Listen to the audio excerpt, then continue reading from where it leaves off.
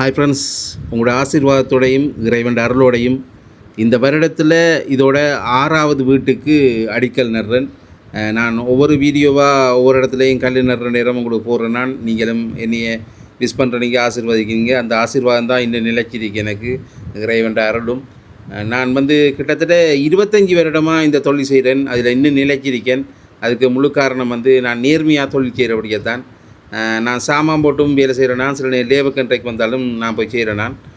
நான் ஒரு காலமும் நான் செய்கிற வேலைக்கு துரோகம் செய்கிறல. ஏண்டா தான் நமக்கு சோறு போடுது, நமக்கு புள்ள ஒட்டிகள் இருக்குது. அதெல்லாம் நேர்மையாக தொழிலை செய்யணும், நல்ல பேரோட இருக்கணும் காலம் முழுக்கன்னு சொல்லி நினச்சி நடக்கிறேன் நான். அதெல்லாம் நமக்கு இன்னும் தொழில் வந்து கொண்டு இருக்குது. நான் செய்கிற வேலையில் நீங்கள் விசிட் பண்ணி பார்த்தீங்கன்னா தெரியும். இல்லாட்டி நான் செஞ்ச வீட்டு காராக்கிட்டையே கேட்டாலும் சொல்லுவாங்க, நான் ஒரு காலமும் ஒரு வேலையை எடுத்து போட்டு ஒரு நாளில் புள்ளியாக செய்கிறதில்லை.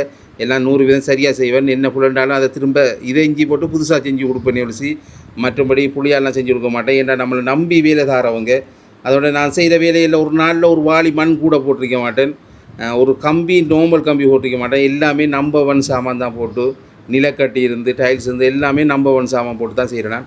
நான் ரேட் கூடுதலாகவும் எடுக்கிறதில்ல. அதாவது எனக்கு ஒரு நாளைக்கு மேசன்ற சம்பளம் எவ்வளோ அது மிஞ்சிற அளவுக்கு தான் கணக்கு பார்த்து.